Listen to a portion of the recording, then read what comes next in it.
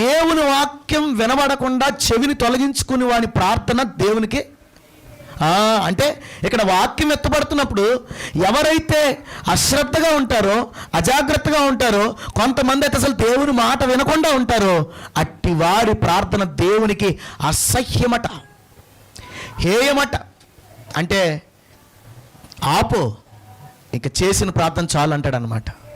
ఎందుకంటే నీకు దేవుని మాట అంటే లెక్కలేదు కదా, దేవుని వాక్యం అంటే లెక్కలేదు కదా. దేవుని వాక్యం చెప్తున్నప్పుడు అయ్యా ఈరోజు దేవుని నాతో ఏం మాట్లాడతాడో, దుప్పి నీటి వాగుల కొరకు ఆశపడినట్లు, అరే ఆశగా నువ్వు చెప్పేది మాత్రం అందరూ వినాలే. నువ్వు చెప్పేది నీ భార్య వినాలి, నువ్వు చెప్పేది నీ పిల్లలు వినాలి, నువ్వు చెప్పేది నీ పక్కోళ్ళు వినాలి. కానీ దేవుడు చెప్పేది నువ్వు వినవా? దేవుడు మాట్లాడుతున్నప్పుడు నువ్వు వినవా? దేవుడు మాట్లాడుతున్నప్పుడు అజాగ్రత్తగా ఎవరైతే ఉంటారో, అశ్రద్ధగా ఎవరైతే ఉంటారో, వారి ప్రార్థన దేవుని దృష్టికి హేయమో, అసహ్యము. ప్రార్థనే అసహ్యమైతే ఇంకా దానికి జవాబు ఏమిస్తాడు?